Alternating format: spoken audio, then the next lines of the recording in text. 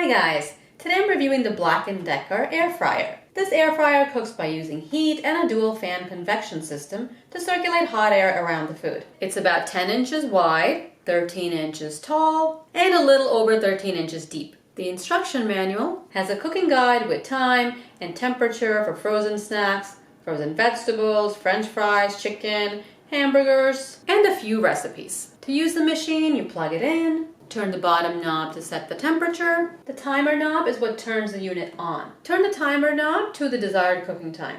This unit does need to heat up first before you add food, so add about 5 minutes to the timer so the unit can heat up. The power and heating lights will go on. When the heating light goes out, that means the unit has reached the temperature that you set. You'll hear a bell when the timer runs down. That also shuts down the unit automatically. If you want to turn it off manually, just turn the knob counterclockwise to 0 until you hear the bell. There's a cooking guide on top of the unit with time and temperature for french fries, hamburgers, frozen vegetables. It is a little bit small, so it might be difficult for some people to read. You can also reheat food in this unit at 300 degrees for up to 10 minutes. There's an insert that comes with this unit. You can put this in the basket if you want to cook multiple foods at the same time and you want to separate them. Pull the basket out. To remove the basket, push this plastic part forward and press here on the black tab and just pull out the basket. This basket is non-stick. Just push it down and it locks. Make sure to push the plastic tab back before you put the basket in the unit. This way the basket doesn't accidentally come unlocked.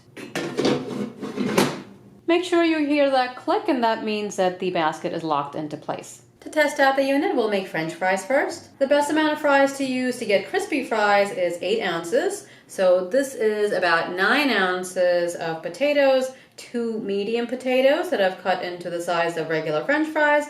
I've rinsed this in water and dried them with a paper towel. I've mixed the potatoes with 1 teaspoon of oil, as suggested in the manual. For french fries, the temperature should be set to 400 degrees and the time should be 20 minutes. And you have to shake the fries halfway through. I'll set the temperature to 400 degrees Fahrenheit. There are also Celsius markings on here. The timer I'll set to 15 minutes since it takes 5 minutes to preheat. After the 15 minutes, I'll shake the fries and set the timer for another 10 minutes. That's 15 minutes. You can see both lights have turned on. Take the basket out. When you take the basket out, the unit will automatically turn off. Put the fries into the basket. Don't just dump the plate with the oil directly into the pan because you don't want any excess oil in the bottom of the pan.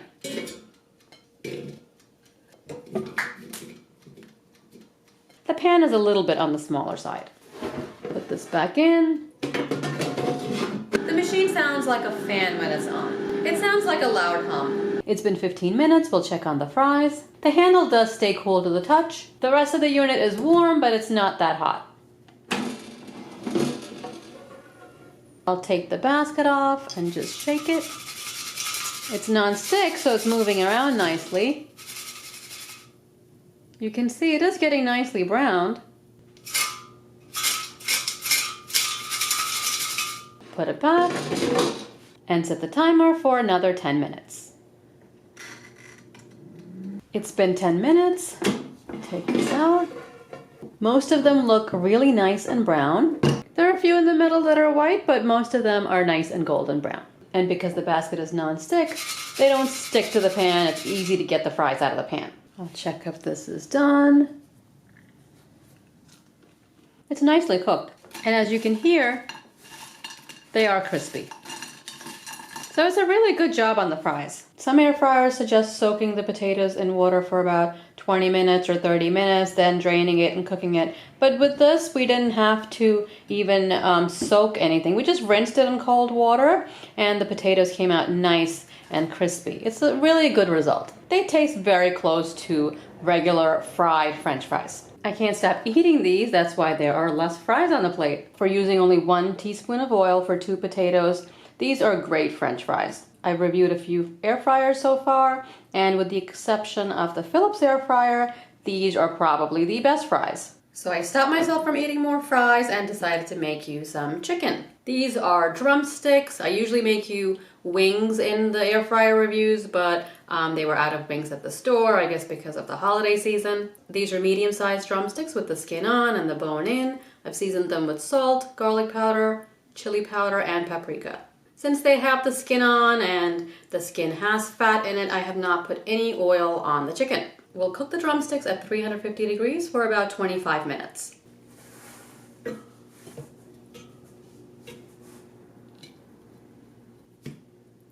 So the most you can comfortably fit in this basket is 4 medium-sized drumsticks. The chicken doesn't have to be turned or shaken halfway through like with some other food.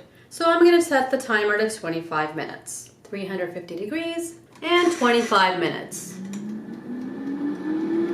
There is a noticeable plasticky smell when using the unit. The timer's gone off, 25 minutes are up.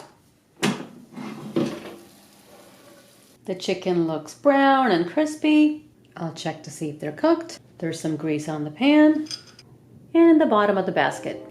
Cut into the big one here.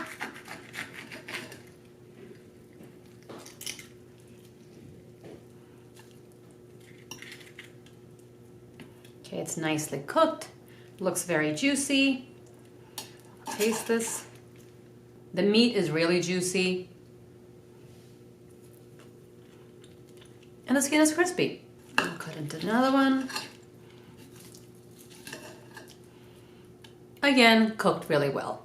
All the pieces are cooked, but I noticed that the top of the chicken is cooked more than the bottom of the chicken. The bottom of the chicken is the part that was sitting on the tray, and that's less cooked. Even though it is cooked, it's not as tender as the top. So what I would suggest doing is turning it halfway through the cooking.